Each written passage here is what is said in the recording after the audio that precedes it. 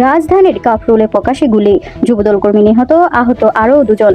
রাজধানীর কাফরুল এলাকায় ঘটে গেছে চাঞ্চল্যকর একটি গুলির ঘটনা।